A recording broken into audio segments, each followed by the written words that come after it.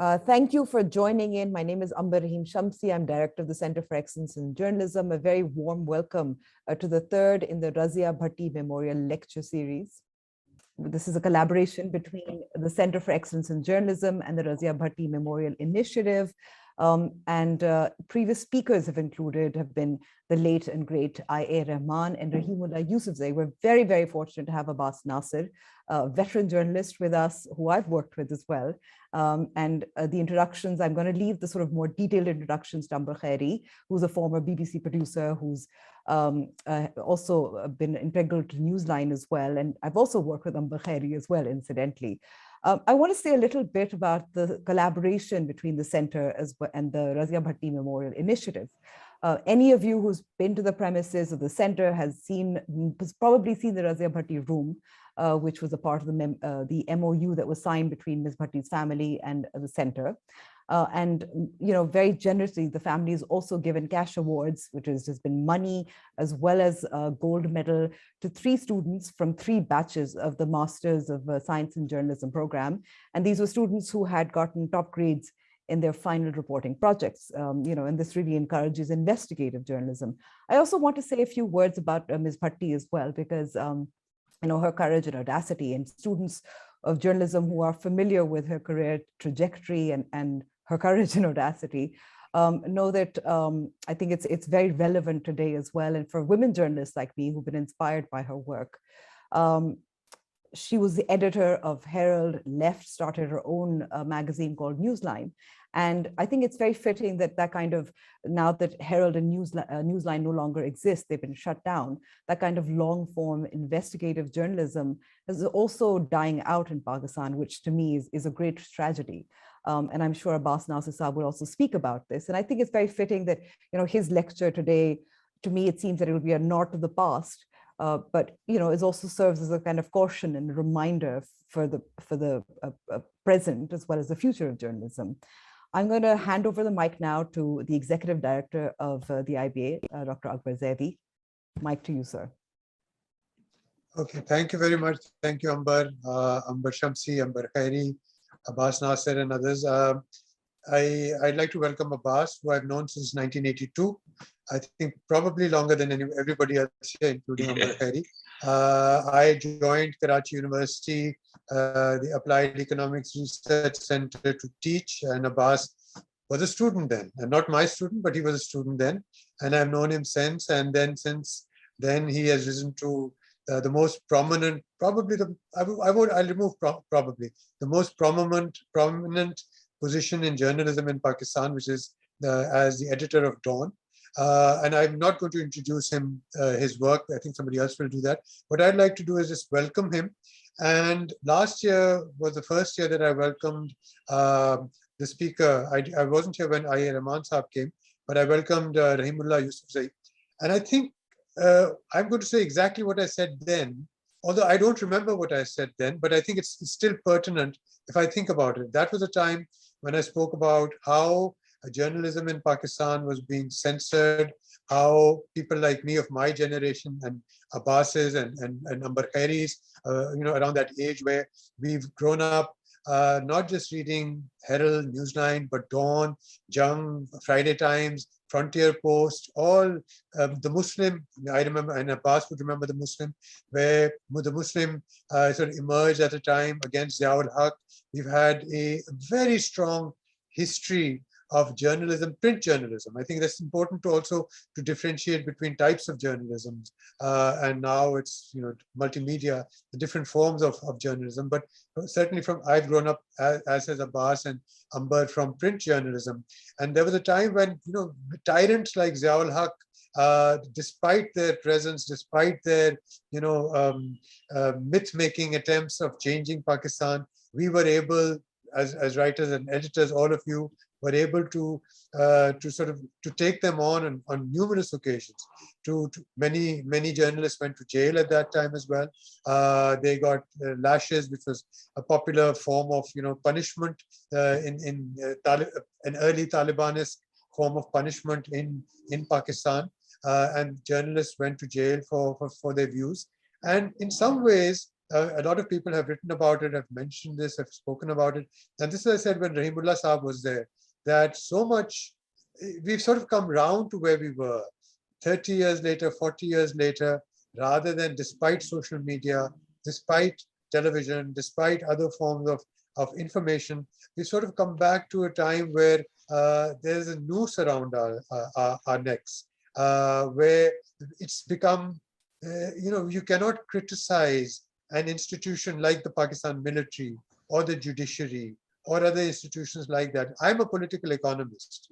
And for me, a political economist needs to write about institutions, about civilian, military, foreign, local, domestic, mafias, different groups. And that's what our work is as an academic.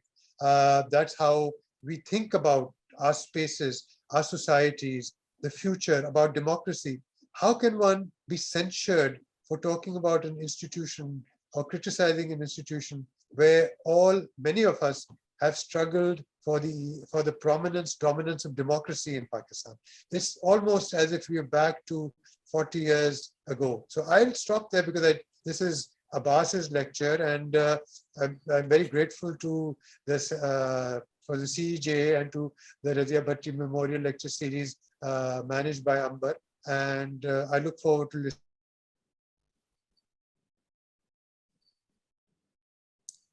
Thank you very much, Akbar and Amber Shamsi. It's wonderful to see you at the helm of CEJ, and wishing you all the best and hope you take the center onwards and upwards to new and greater heights. Your predecessor, Kamal Siddiqui, did an amazing job setting up the center and making it such a great resource for all of us in the profession. He was also an excellent person to work with, true pro, and he was a great friend of the Memorial Initiative. And as Amber mentioned, the initiative was set up in 2018, and it was basically as a tribute to one of the greatest editors Pakistan has produced. So this, and it includes not just the seminar room in CEJ, but also the Gold Medal Award, which is managed by Razia's family. So Razia was a great editor and outstanding, in fact. And so this lecture series pays tribute to her work and to her commitment to excellence in journalism, basically. And also she was someone who had the integrity to take a principled stand and to highlight injustices through her work. Today is the third in our lecture series, and really we're extremely fortunate to have with us as our speaker, Abbas Nasir. As Akbar Zaidi mentioned, he's a very senior journalist. He's one of Pakistan's topmost journalists, in fact, and also one of the few to have occupied very senior media positions in Pakistan as well as internationally. So he was editor of Dawn, and as Akbar Zaidi said, arguably that's the most prestigious English print media position in this country. He's also been a member of the BBC World Service Management Board. He served as regional head of the World Service. He's been the BBCUrdu service head. And all of this through a very eventful period of news and technological change. And I think he's also one of the handful of journalists to have been very successful in both English and Urdu journalism. So I first met Abbas in the 1980s when we were probably both very young and very idealistic and believed that the truth of journalism could conquer the world, a long time ago. But also when Pakistan was transitioning from a brutal military dictatorship to a democracy or a quasi-democracy. He was one of the most fun-loving of colleagues. He had a wicked sense of humor, but also a razor-sharp intellect and a real hunger for finding a story and for chasing it. So that hunger, I think, is very important for all of us in the profession. He's going to speak today about his own experiences of what he describes as a thrilling ride through this profession. It's a great story. I hope that journalists and anybody with any interest in the media will find today's lecture of interest. Just a few points about the lecture. One is that please switch off your devices, mobile phones, etc. Make sure that you are on mute. And at the end of the lecture, we'll have time for a question and answer, Q&A session. If you have questions, so please put them in the chat box on Zoom. and you can ask in English or Urdu, whichever you prefer. And yeah, so just be mindful of your mics and all of this. So without further ado, I'd like to hand over to Abbas Nasir, our speaker for this, which the third in the Razia Bhatti Memorial Lecture Series. Abbas, over to you. Thank you very much, Amber and Akbar Zaidi for a rather generous introduction, and I hope what I have to say, is not terribly disappointing, because I'm not a thinker, and I hadn't realized actually. I remember tuning into the Rahimullah Yusufzai lecture, but I didn't realize that Ayar Rahman Sahib had done fine. He was one of the finest public thinkers of our time. And it's daunting. I mean, had Amber told me that was the case, I probably would have bowed out and run away and hidden somewhere. But anyway, I'm basically what you call a news junkie. I'm not a great thinker. I have, unlike some of the people present here, I have very rudimentary sort of education, which was more practical education in terms of political training, and less formal education, though I managed somehow up first in my BA honors in economics, that the period that Akbar Zaidi Sahab mentions. And I was a totally accidental entrant into journalism, because I, had pretensions. I never grew up thinking I'd, be a journalist like some people say I'd be a doctor or a pilot or something. I don't think anybody grows up thinking they want to be a journalist, but we blunder into it. And that is exactly what happened to me. This was a period of early 80s, the period that Dr. Akbar Zaidi referred to. I just done my BA honors, and I was in the final year of my MA. And there was a series of closures. I mean, it took me from my intermediate in 78 to 84 or something to graduate, a 4-year course, which I think I left unfinished the final year. Took 6 years, and it could have taken longer had I stuck to it. But what happened was that I was, getting bored sitting at home due to this unscheduled closure. And one of my friends said, you like to write a bit, you read a lot. And he said, rather in a snarky comment, he said, and you talk a lot. Do you have any substance? I said, what do you mean? He said, Dawn, some brother-in-law of his work there. He said, would you like, Dawn is hiring. So I said, yeah, this is an unscheduled project. And to cut a long story short, I met Abid Ali Sayyid Saab, who was one of my seniors at Dawn. He was in the newsroom. He said, look, yes, we are hiring, and having talked to you, you seem okay.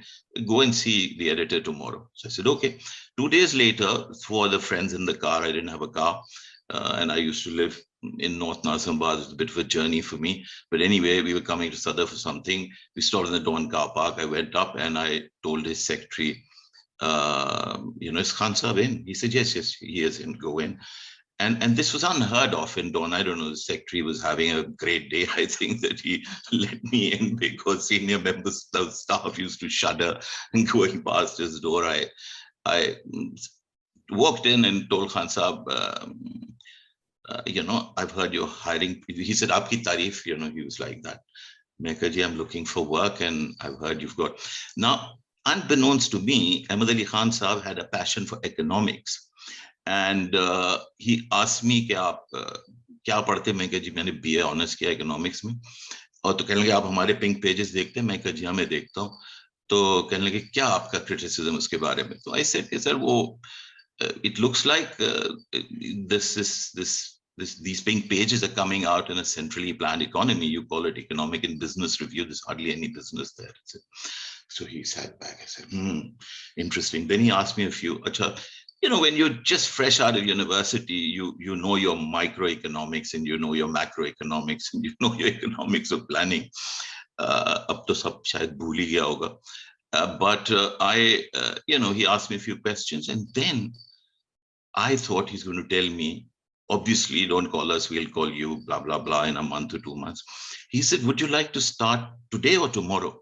And I was taken aback because, dawn was something that used to land with a thud, because it was rolled and with a rubber band wrapped on it in my house every day ever since I was a child. And the perpetuity of it every single day arriving gave me the impression that it must take supermen to create this, because supermen and women, because there's no way a human can make it, because there's something that comes every morning at 7 o'clock, etc., etc.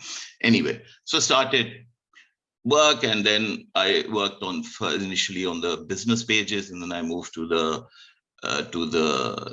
news desk. And what I thought was, since I'm not a great thinker nor a public speaker, that I will talk through my career and the 38, 39 odd years, through some incidents, periods, anecdotes, etc. And this was a time when we had advanced slightly beyond censorship. This was a self-censorship period where you get two things. There used to be press advice, like PID would call. PID is the Press Information Department of the government of Pakistan. It would call and say, you can't carry this story, and this story can only go single column, and this can go double column, and so on and so forth. And we somehow found a way of being naughty. For example, I remember one day, mind you, and I was going to talk about the various phases also. When I started, we used to work on hard copy for subbing and portable typewriters or fixed Remingtons for typing. That was my first interface with journalism. We had got into an area where we'd sub and send off the piece to the composing department. It came back as film shorts, and then there was a butter paper and a page maker, and you laid it on and you put the headlines, etc. And I remember once Asghar Khan addressed a public meeting, and Zia was already in power, very much so, addressed a meeting in Multan where he said, among other things, that the reporter filed. I remember it was a reporter called Sadiq Jafri who said, Asghar Khan has said that when a constitutional rule is restored to the country, Zia will be tried for treason and meet the end of a traitor or something. So I thought, oh, wow, this is interesting. So I put a totally innocuous small item. I said, Asghar Khan vows to fight opportunists or something. The shift in charge looked at it, trusted me, poor man, and sent it in. And the next day I got a call at 10 o'clock in my house and said, Khan Sahab has called you. He's summoning you. So I went there anyway. So, the usual. I think heart of hearts, he was very pleased because he didn't fire me, he didn't sack me, but he said, ye aapne kya kar diya?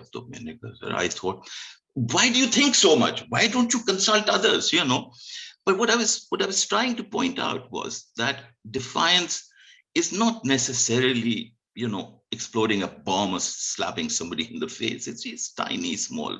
But that headline on page 5, 6, 7, whatever it was the talk of the country, because the reporter said somebody called him from Islamabad and said, is there no more in power that you're thinking of hanging him, in the Dawn story, etc. And then these were small little things that we did. And there are many more, but, I don't want to overrun because I want to leave a lot more time to, the questions. But there were opportunities where we defied. For example, a political activist had been executed, and the PID called and said, this will only go double column back page, the story. And almost in an audacious, kind of mocking tone, I said, and the photograph is going to be double column as well? He said, yes.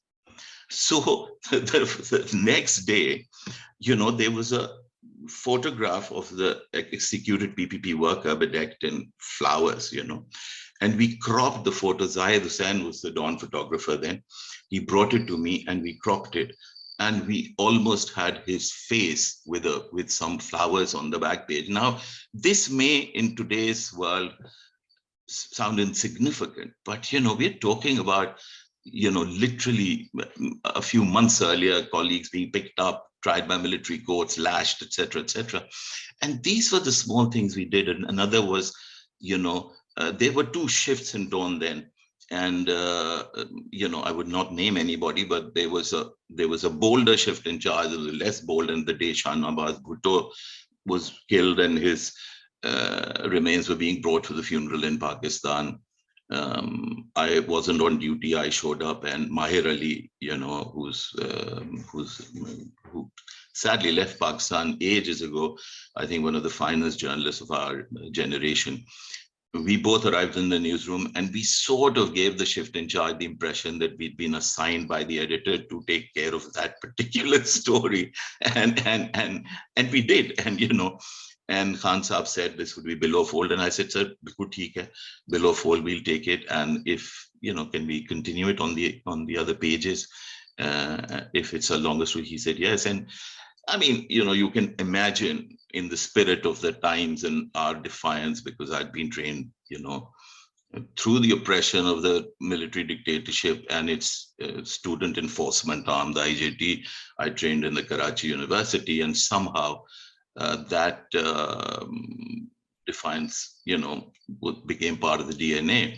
So much so that 6 months later, when the university reopened, etc., I thought, what I'm doing, I'm enjoying it so much. It was so addictive that I'm not going back. So I just continued in the profession. And then I had a stint as a reporter in Islamabad. And then, where I saw the Junejo government in operation, and one of the most underrated governments, to be honest, because I think his defiance and the clean government he ran, and the way he generally took charge while Zia was still alive, and 8th Amendment was, 58(2)(b) was part of through which the president had powers to dissolve parliaments and dismiss governments, was there. And this was, still in terms of our technology, we used to type the story, and it used to go from Islamabad on the teleprinter to Karachi, and then somebody would sub it, mark it, go into composing, and eventually show up on the page the following day. Now, when I came back a year later in '87, something upset me, unpleasant at Dawn, and nobody at that point in time left Dawn, because that was about the only paper. I think even today, it would be safe to say, about the only paper which gives you your salary on the day it's promised. It may not be much, but you get your salary on the day it's promised. And I talked to Mr. Jafar Naqvi, who's then editing. I'd met him in Islamabad, and he said, come and join the Muslim, and you'll have more freedom. And I think that was one of professionally the best decision I made, because Dawn was an institution which, in the words of the editor himself, and he was very open with it, doesn't cater to individual ambitions. My ambition wasn't to become the chief of this or the head of that. I just wanted to do journalism, and I felt a bit cramped in that time, because it was far too traditional for my liking. So I joined the Muslim, and I walked in, and a man called Javed Bukhari, who trained an entire generation of journalists in the Pakistan Press International, PPI, happened to be the Karachi bureau chief. And he called me in, and he says, I've heard from Islamabad that you're joining. Congratulations. I'd love to see young people in the office. Now, he said, remember that the only thing that a reporter is judged by is byline. I don't want to see you coming and saying salam to me in the morning, which was very different to what the culture was in the place I was leaving.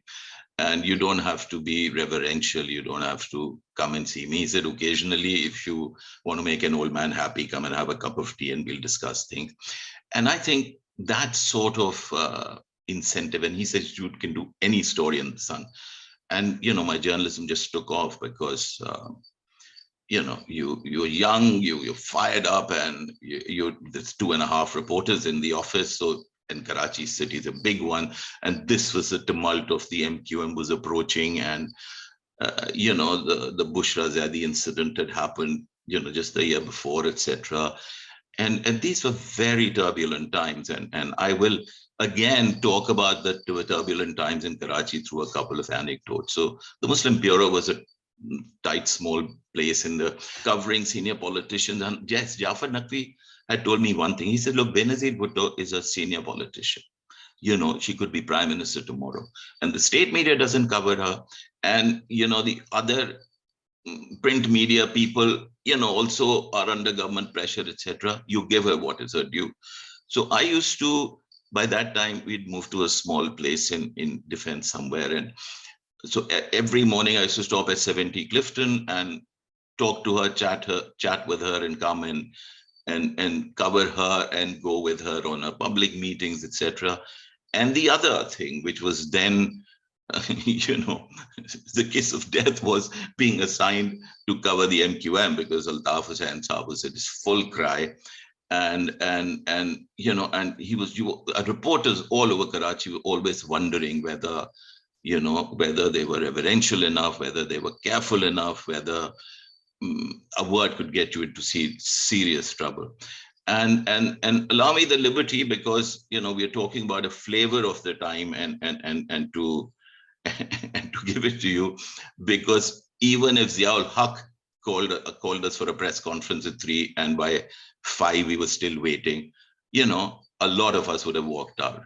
And it was routine that, we went to 90 and we sat there for 4, 5, 6 hours. And one day some people protested and they said, oh, you see, you're not in a feudal's mansion, so you're uncomfortable here, and so on and so forth. And you said, no, actually, we've got other work to do also. But the most interesting bit was, and this is, I swear I'm not exaggerating, Altaf Siddiqui, this is just to give you a sense of the times and the circumstances we worked in. And this is not to target any individual or party, just to give you a flavor, that Altaf Siddiqui was a university left-wing activist, etc. And he said, Altaf Hussain says a lot to us, and he's rude to us, and he gets away with it because you people let him, and you'd see what I'll do to him today. So he was sitting behind me. I always used to sit in the last to last but one row. There was a small, narrow auditorium kind of stepped pavilion, terraces, and I used to sit towards the end. And Altaf Siddiqui asked the great leader one question, and then he asked another question, and then he started to say, Lekin, and then he went quiet. And then somebody kicked my chair from behind. So I turned to look, and there was this guy standing. Now, this may sound like a complete fabrication because it's so funny. We used to call them, some of the guys then used to wear this coat that, long knee-length coat that us journalists used to call the clashing coat. And we used to call it Kalashnikov because the whole AK-47, not a handgun or something, was here. So this guy was literally leaning over Altaf Hussein's shoulder. He was wearing Ray-Bans and the Kalashnikov, and I think a bit of the magazine was hitting his neck, like this, the magazine. And when I turned to look, Altaf Siddiqui had turned white in the face, and I will quote verbatim what he said to him. He put his hand on his shoulder and said, Abhay, kisi aur ko bhi sawal karne dega ya nahi? If Ziaul Haq had said that, we would have raised hell, but everybody said quietly, jab bahar nikle. So another Karachi character, he used to be Yusuf Khan. He was the bureau chief reporter, beg your pardon, of Nawai Waqt. He said to Altaf that मियाँ इस तरह के सवाल मत किया कीजिए वरना आपके खानदान वाले आपकी शनाख्त करेंगे लाश में से जले हुए शनाख्ती कार्ड से. मतलब this was the humor of the times, and this was reflective of the pressures we worked under. And then pressures were of all sorts. And then the dissolution, the Zia's crash came, and I remember a beaming Benazir Bhutto saying to a few journalists on her doorstep, because all of us had rushed there, that, we asked her for a reaction, and she says, I can never forget her face. I mean, imagine from the 77 coup to all the torment, years of solitary confinement, loss of the father or one of the brothers, etc. And yet her restraint was remarkable for a young person who had suffered so much. And she was actually beaming. But she said, it was the will of God, and we don't rejoice in death. And she said that and turned and walked away before saying anything else. And I said, wow, this person is headed for great places, because there was not a pinch of her personal grief or anger or emotion in that. And then, of course, elections were announced, and there was a great game plan put in place. IJI was founded, and I remember then Nawaz Sharif coming to Karachi, and I asked him personally the question that, it is said that General Hamid Gul formed the IJI, and he went tomato red in the face, and he looked me in the eye and I said, "Main sawal ka jawab dena zaruri nahi samajhta hu," and he turned away and walked. And then one of the Punjab Information Department people came, and he asked, I think Zafar Abbas and myself were standing there, and he says, "Aap log kaun hai?" Lahore mein to jurat nahi hai kisi ki miyalik, which was not true. And Lahore had a long tradition of defiance from Rahman Saab to Nisar Usmani Saab and a lot of the younger generation, but that's what they like to believe. And then I covered the election. And I remember that the 88 election, Muslim was a shoestring budget. We were a very poor paper, didn't get government advertising, etc. And, there was so much defiance in everybody there that nobody liked us either. So worked off whatever little commercial advertising was there. So I asked the editor then, I said, "Look, I want to travel through Sindh." So the editor told me, "Look, Jafar Naqvi Saab had moved on as chief executive by then, and somebody else was the editor, and said, 'Look, you can be you can go anywhere, but don't expect us to pay for it because you don't have any money.'" So I asked a rather affluent cousin of mine who had a Jeep and was working on some construction company project in Hyderabad. So I went there by bus and I traveled. And it was one of the most amazing reporting experiences of my life, because over 3, 4, 5 days, I must have covered like a mad 3,000 kilometers, went. And excuse me. And, I came back and I could see what was going to happen in that election in Sindh. So I did, Sindh Journey Part 1, and I started talking constituency wise. And I think I wanted to write 6 or 7 pieces, but after the second, my editor called me from Islamabad and said, your colleague Kamran Khan has already done 2, 3 pieces saying MQM will sweep Karachi and Hyderabad. And now IJI is telling me, and it was later communicated to me that IJI meant Hamid Gul, General Hamid Gul, then head of the ISI, communicated to her that, "Oh, you're trying to say that this great grand alliance we put together is going to get no seats from Sindh. I mean, that's ludicrous." So I told my editor that, they won't. Maybe they'll get 1 seat or 2, but they will not get any more, And I think that's where the rigging plan, as I call it, of the 88 elections failed. Because if you take out people like Mr. Ghulam Mustafa Jatoi, Nawab Sultan Chandio, Pir Sahab Pagaro, and there were other leading lights, all of whom lost to some big leaders of PPP and some complete unknowns. Pir Pagaro was defeated by a very young Parvez Ali Shah, who most people in Islamabad and Lahore didn't even know what he looked like. Or Jatoi Saab was defeated by a guy called Rahmatullah Behan that I saw the first time during that campaign. But the irony of it was that my piece was, after that, it was killed, of the direct intervention of the people that we don't name, the ISI chief.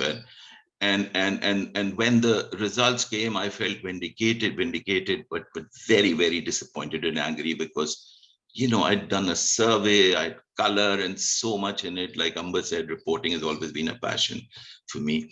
And then, on the night of the election, I was, that to add insult to injury, I was in Larkana when all the elections are coming in, and it was clear at one point Benazir made an victory claim, and I quickly did the story, sent it to the Muslim. It was confirmed. An hour and a half later, Dawn didn't have a reporter there then. Shaheen Sebai, who was covering politics for them from Karachi, called me and he said, "What's happening there?" And I, gave him a gist of what BB had said. So the next day, Shaheen Sebai had a byline and a Dawn banner headline story saying PPP claims early lead. And my own paper didn't have my story, didn't have my byline, didn't even say that the PPP was leading. It was a very wishy-washy headline because Islamabad, they couldn't probably afford to. So this was it. And then, post-election, I got an offer from the Herald. I moved there. And again, what Javed Bukhari Saab did for me in the Muslim, Sherry Rahman, Tito Talat Aslam, and Zafar Abbas, who must, of his time, one the finest reporter of his time, worked with him and just learned enormously. And he was very generous to a person who just come in and APMS and PSF went on a war path, and eventually the core headquarters negotiated a settlement, and the two sides kidnapped a number of each other's activists, and they were swapped. The swap took place in the core headquarter car park with intelligence folks videotaping everything. And some of that evidence then was used in 90, for Benazir's dismissal. And that was again the period to me where the fake news in Pakistan, predated fake news elsewhere, because there was a story in Daily News by Kamran Khan, who wrote that a British Pakistani philanthropist, a guy by the name of Murtaza Bukhari, came to Pakistan wanting to set up a charity hospital. And one of Asif Zardari's henchmen tied a bomb to his leg and took him to the bank and took the money and this and that. And again, that was one of the things that Ghulam Ishaq Khan mentioned in his dismissal speech of 1990 when he sacked the Benazir government.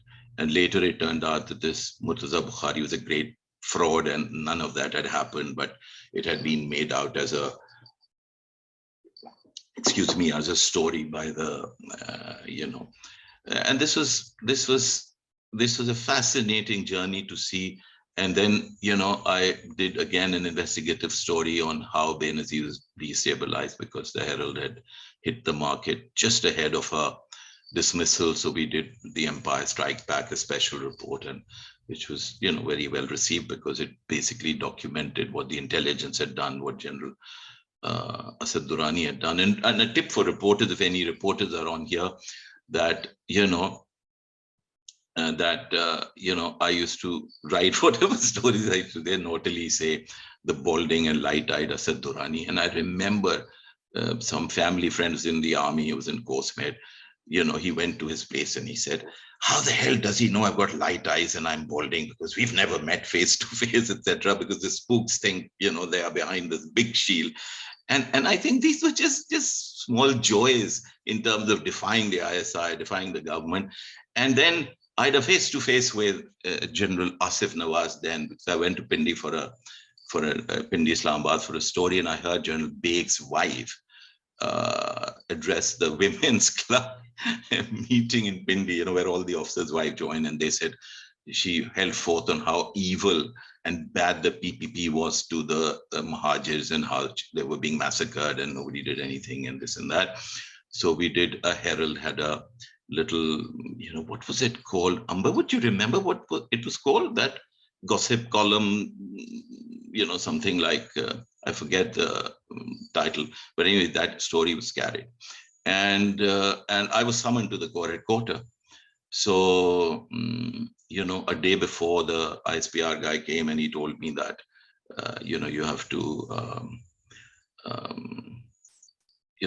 he wants to talk to you, but he just wants to explain anyway. To cut a long story short, I went there and, he started off in a very, what is this, yaar, koi national interest bhi cheez hoti hai. So I said, you can say what you want. I said, I thought you were going to have an educated discussion with me on a story or issue a contradiction or something. But, if this is going to be about you talking about national interest, then at least order a cup of tea or something so I can, enjoy a cup of tea. And he got up. He's a very big man, and I'm a very small man in all senses of the word. I'm like 5 foot, 4 or 5 or nothing. He came round, all 6 foot 2 inches of him round his desk. and stormed towards me. And, I was almost getting ready to punch back and kick and how to handle this big guy. He thrust his hand forward and he says, excellent, now we understand each other perfectly. Let's go there. He went, sat on the sofa and chai and samosa and this and that. I mean, and he didn't want to talk about the big story then. Then he was telling me, tell me what's happening in Karachi, And the chief called me and he said this and that.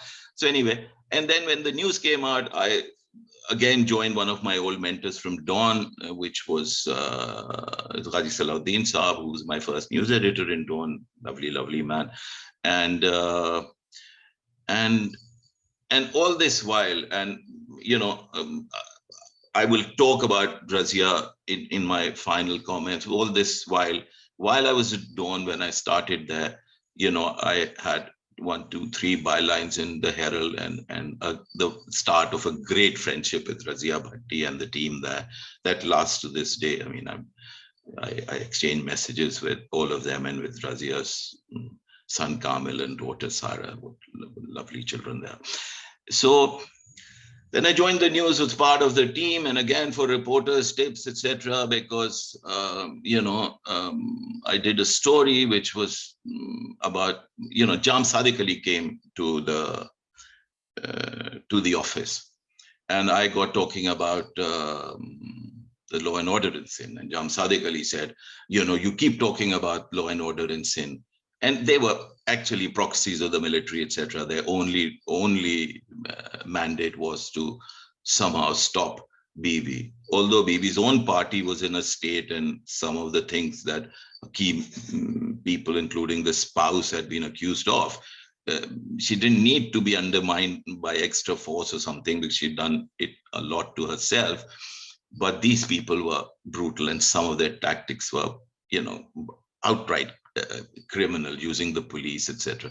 So when I started to talk, Jam Sadiq Ali tells me, oh, you have a problem with Irfanullah Marwat. You write in the paper, the unelected advisor, home advisor to the Sindh chief minister, who's also, he repeated the title I used to use in my stories for Irfanullah Marwat, which was the unelected advisor to the chief minister, who's also the son-in-law of the president. And then, of course, Dawn offered me the editor's job. And like Akbar Zaidi said, I started at Dawn as an intern. And I think, this was a job I just couldn't say no to. And I was so grateful to my wife, who's also a BBC editor, that, she said, Carmen said that, you want to do this, we'll do this. And we both chucked our, BBC management pensions. And to be honest, I'm very grateful to my management of the time that they, for 8 months, they said, what you decide journalistically is your call. And I thought, it was quite amazing. And it was even more amazing to have, journalists work in the team. Ziauddin Saab, it was by then he wanted to go to London for personal reasons. And he was the correspondent there, and later to, break the MRD story. And Zafar Abbas was the resident editor in Islamabad, and Jamil Akhtar Saab, again, very few people know enough about newspapers and about nameless people such as Jamil Akhtar Saab, who I had the privilege of working as editor with, as the news editor. Incredibly focused and on message, and just simply brilliant. And we tried to do in small steps to take out and move Dawn forward, because I got a sense, and maybe it was my sense, and some readers didn't agree, that it was caught sometime it seemed caught in the past, because in a multimedia world, it's absolutely imperative that newspapers break stories, do themed newspapers, exclusive content, the television all over the world, newspapers break stories and the TV picks it up. And in our case, for years and years, we were just reporting on yesterday's stories in today's paper.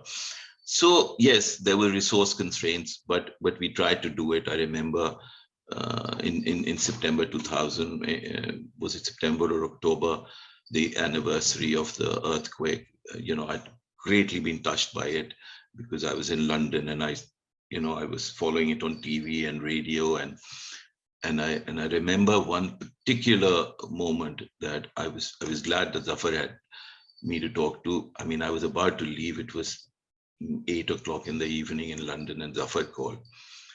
And I said, "How are you?" And he seemed a bit off, Zafar Abbas. He used to work for BBC then.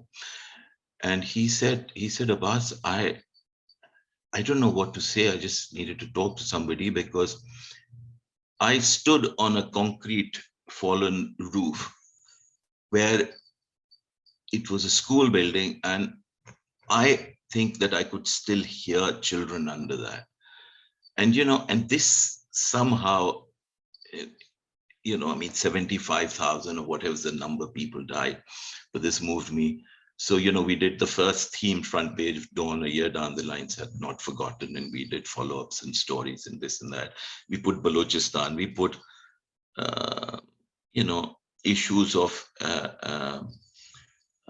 human rights, of the missing, of, I remember great anger coming from the government when Sherbaz Mazari did a small piece for Dawn on the murder of Akbar Bukti, and the phases that I've seen, and then we continued, and then I got responsibility for TV, and I set up, accelerated the Dawn.com, because I was realizing, and this brings me back to Ambar Shamsi's initial thing about, where does the print stand today? Because I mean, to say that newspapers would die and completely fade away would be wrong, I don't think, because in the West, where they're challenged, in China and India, for example, the print runs are still enormous.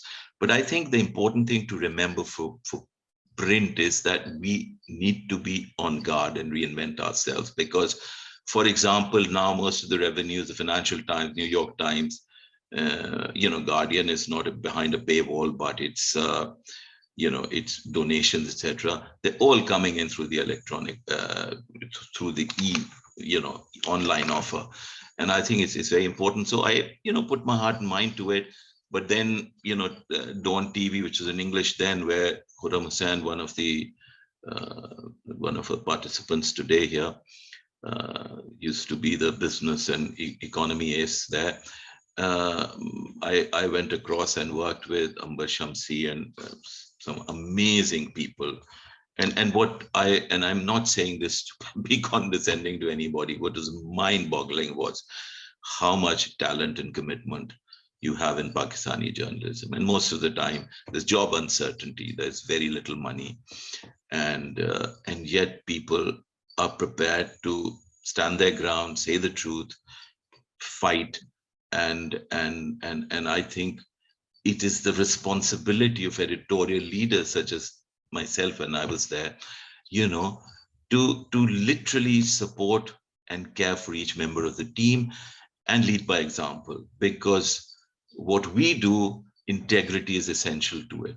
I think one of the greatest safety nets that the journalist can have is the integrity, because you get a lot of criticism, etc. If somebody doesn't like your story, they will curse you. But if they disagree with you in principle on an issue, I have no issues with it. But if there's an angle that they feel you're partisan or something, now I'm not saying there's equivalence between dictatorship and democracy. There is none. And if there's a hybrid regime which is,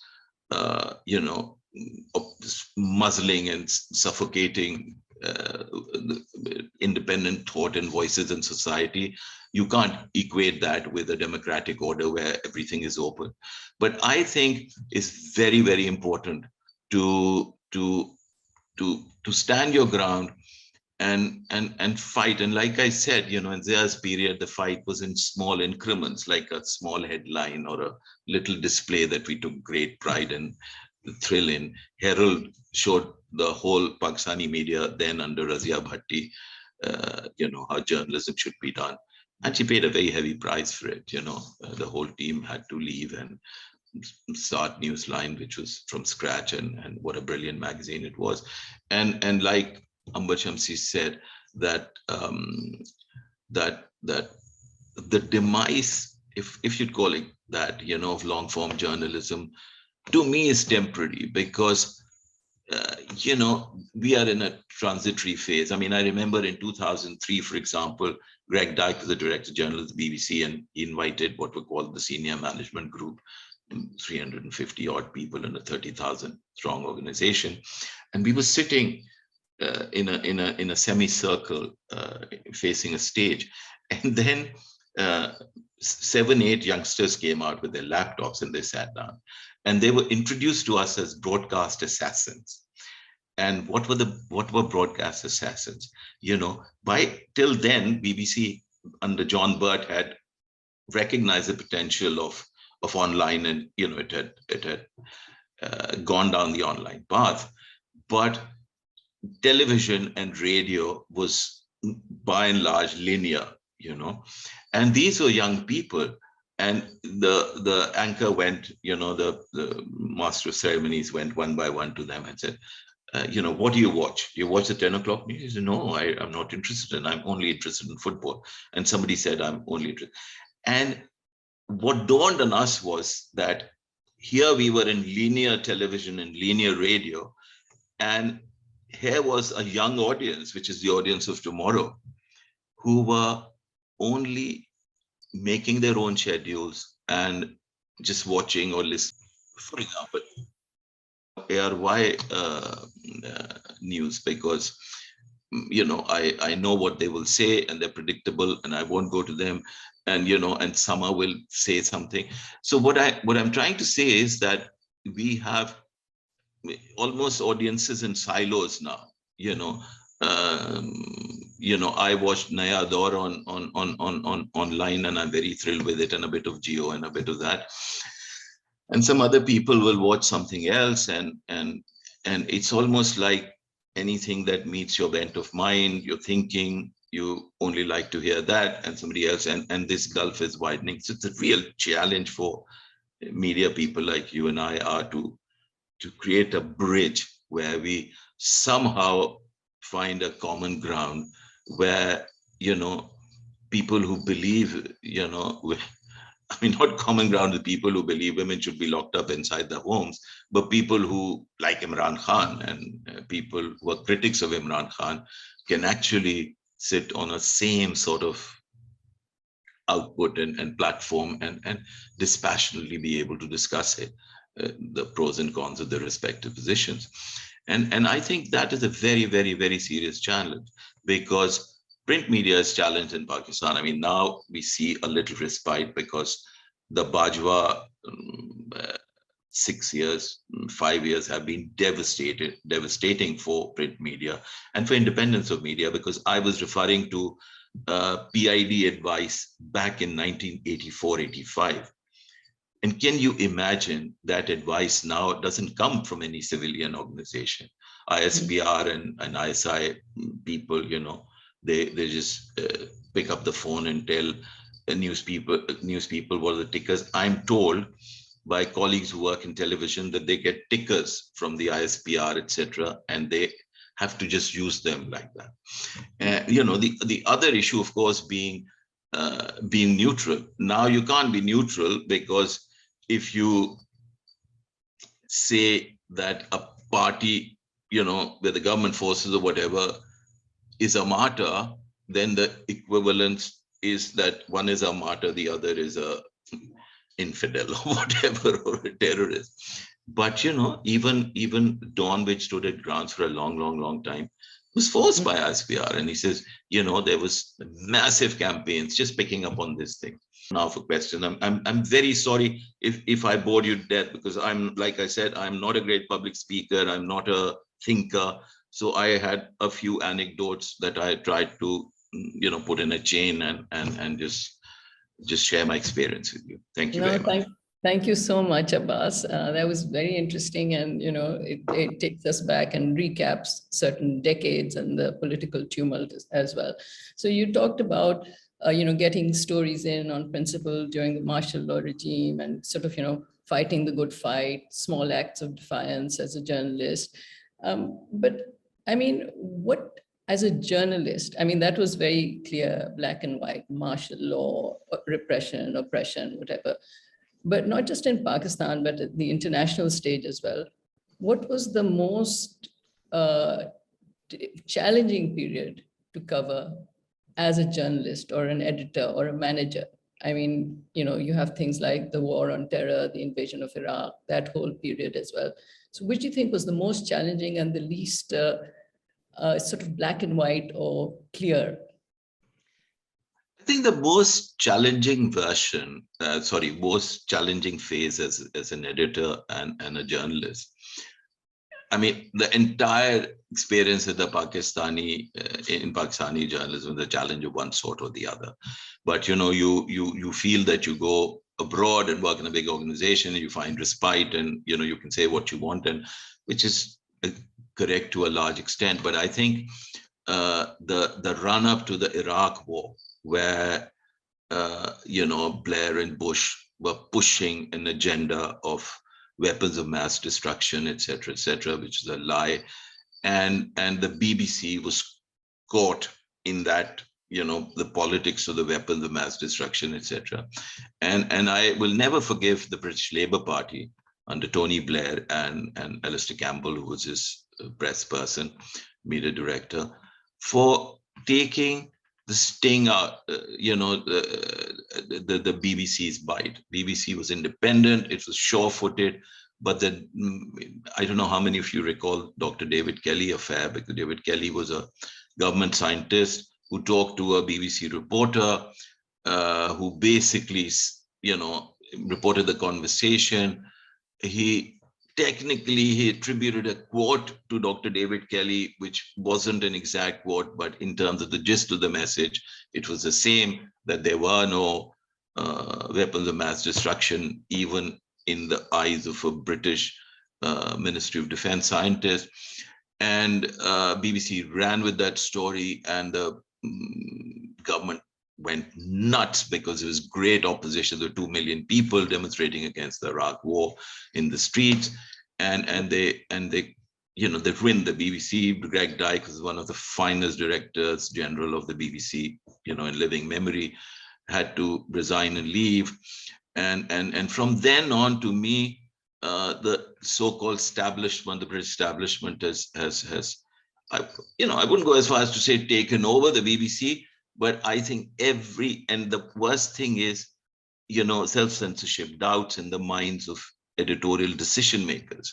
And I think that the element of doubt came in. And from then on, if you look at BBC's referendum coverage, for example, of the Brexit, it was one glaring example of constantly equating the Brexit campaign, which was lying through its teeth, and people who were Remainers who were saying this. And a similar challenge, I don't work in Pakistan right now, is how we cover, for example, it's completely insane how we cover the Balochistan crisis, and how the word PDM, the 3 letters of the alphabet PDM, have completely been obliterated from the. Is it no, not PDM? I'm sorry, Pakhtun. The Hafez movement. The Hafez movement, PTM, beg your pardon. How they've been obliterated, and I don't know what editors can do, because I talk to people. I'm not in Pakistan anymore, as you know, but I talk to editors, reporters. Amber Shamsi is one example. She used to do a program, very accomplished journalist, but she probably was far too balanced and far too critical and had too much of a mind of her own.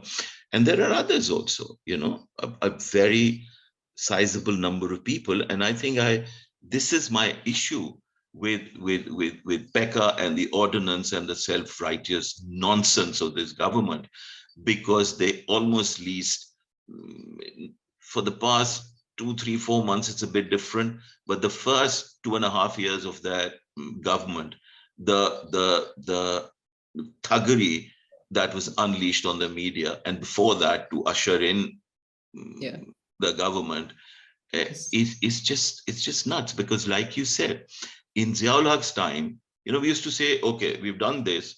I did a couple of naughty things, like I said, saying Zia will be tried and hanged or something, putting the words in Asghar Khan's mouth. And, I thought, okay, they'll come, they'll take me, some Major Saab will sentence me to, 30 days or a couple of lashes, but for an activist, what greater joy for an activist journalist to be lashed by the military and become a hero for the rest of your life. So, we did that for glory and for belief and for cause. Now you don't know who's hitting you. I mean, you disappear from the street, you're tortured, you disappear for weeks on end, then you come back, and then it's your word against, I mean, Matiullah Jan's case was so clear in what happened. And because there was CCTV evidence that came onto the television screens very quickly, that they backed off. And yet, one of the honorable judges of the Supreme Court insisted the insertion of the word allegedly kidnapped. I mean, you used to see guys picking him up, throwing him into a vehicle and driving off armed, and this. And he says, no, allegedly, because we don't really know. We do see very blatant incidents happening. But yes, when you mentioned the run-up to the invasion of Iraq, that was very interesting, because I remember being at the BBC when Iraq had been invaded, and there was this whole issue with prisoners of war, where there were several Allied forces prisoners taken. Oh, yes. And we were given instructions to not run their pictures. But we had been running pictures of the opposing forces without any, rules. I mean, because when the Allied forces came, it applied, Geneva Convention, this, that, and the other, but the other forces were not being treated the same way. Mm-hmm. And I think by that time, there were a lot of independent-minded journalists in the World Service, and they especially came. So let's talk a little bit here about sources, cultivating sources, protecting sources. What advice would you give to journalists on this? Because it seems that this is kind of a lost art now, where things are kind of fed to you or given to you on a plate. I'll tell you something. I mean, all through my period of reporting, I used to leave home about 9 o'clock in the morning. And quite often, I mean, in the Muslim days, I didn't get to work till 5, 6 in the evening. And each reporter did what was called rounds, in your beat. If you're covering politics or crime or whatever, you touched base with your sources, because sources do not pop out of the skies unless they have an interest in spinning the story to you. So you have to have a constant relationship with sources, and they have to trust you. I think that level of trust comes from, frequent contact. And because, look, I do not believe that anybody leaks a story or a journalist gets a story because it was coincidental and nobody was interested in its publication. Something is bothering somebody in a position where they have access to information that they want in the public domain, and you become the conduit for it. And you become the conduit because you're trusted and you're fair, and you're not hang them out to dry at the first hint of trouble. And I think, I mean, I don't know, what can I say beyond that? Because these days, I think the sources, cultivating sources, etc. I mean, you look at the papers and TV, etc. It's a lot of he said, she said, so-and-so said this, he said this. But I truly believe that journalism these days, with so much, and I haven't even got into the social media, is, to me, if you can't have original content, your platform is as good as dead. Because I think people are sick and tired of, the threesomes, as I call them, anchor plus 2 others sitting and holding forth and fighting and raising voices, etc. Because I think people look for more subtle things now, if you know what I mean. So in terms of internationally, I mean, who do you think, which media outlet, which publication, which channel do you think is kind of still flying the flag for good journalism? I think, to be honest, Guardian is.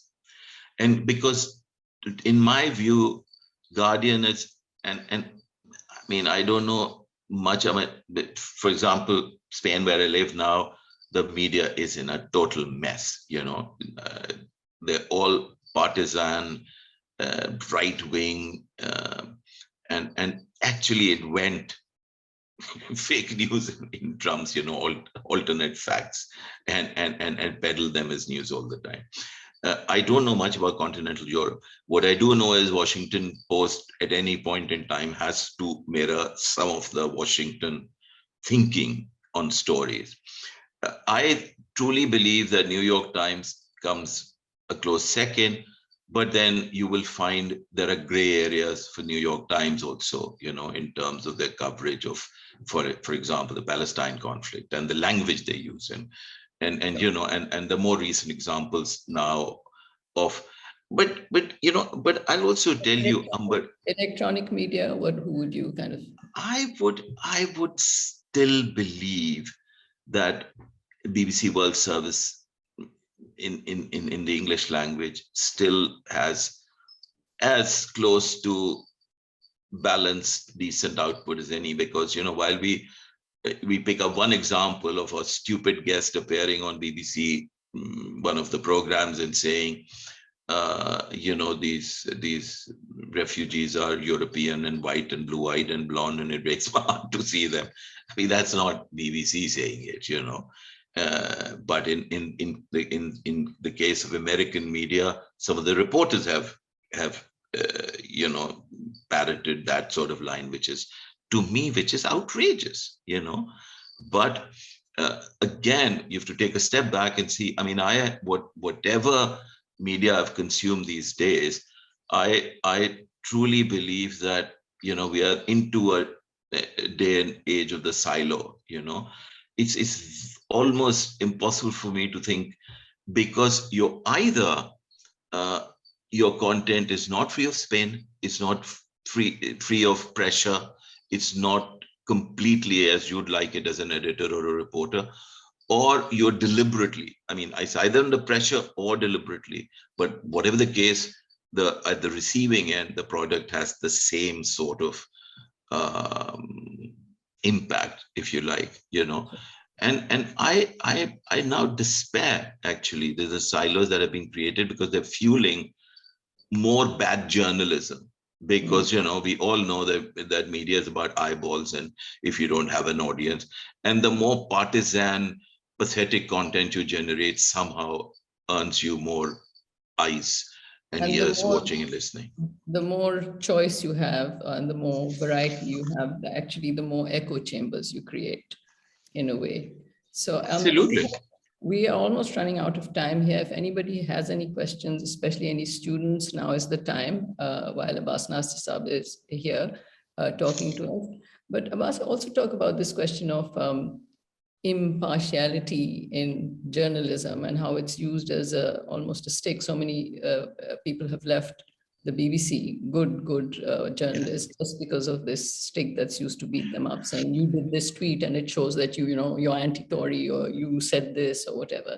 So, I mean, how can a journalist not have opinions? But I'll tell you something. I truly believe impartiality, fairness, balance, all the mantras we heard in the BBC. And they're not just mantras, they are means to credible, decent output. I use one word, replacing all of these. That's integrity. I mean, if an individual journalist has an integrity, whether as a reporter or as an editor, they draw the line and they say, look, if I had to cross this line, I do something else. And now it's constantly happening in the BBC. And BBC is in a rearguard action to save itself. We all know it's funded by the license fee that this Tory government is very keen to kill. Not for any other reason. There's nothing wrong with the BBC, but because they owe it to the Murdoch press and the others that, what will not go to the BBC will end up in the pockets of the private sector, and they're so committed to the private sector. So I think impartiality is something that you should hope for, as long as you know what impartiality means on a given story or a given situation. Because some of what we see around the world today is just so patently wrong and unfair that you cannot really, dispassionate, yes, totally impartial, like you said yourself, that how can a journalist not have an opinion? Now, if you're reporting a fact and you're putting your opinion, spinning it, that is wrong journalism.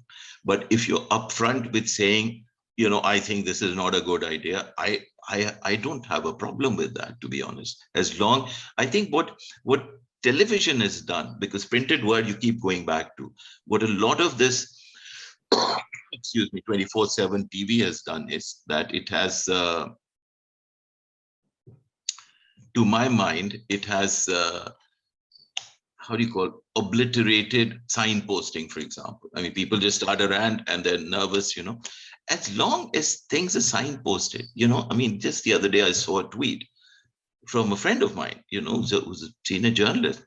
There was no quotes and was making a very strange statement. So I said, what is this? So this person says, oh, I was quoting from an Indian Express editorial. So I said, you didn't think of mentioning that fact because you sound very ludicrous saying what you were saying, and if it was your own tweet. So I think going back to it, signposting, I think it should be diligently done. Sourcing should be diligent. And if you are a professional of integrity, whatever you do, and integrity is important to you, I mean, Razia Bhatti showed us the way, because she had more guts than any editor I know in Pakistan.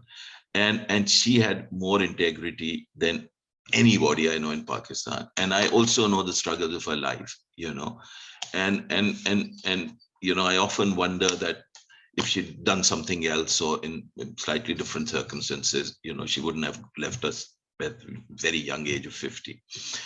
And it's not an easy, it's a heavy cross to bear, when you talk about integrity in times where everybody has an angle, everybody has an opinion, and everybody has a voice through the social media, so they can go on a complete demolition of your character, of your work, of your individual self. Yeah.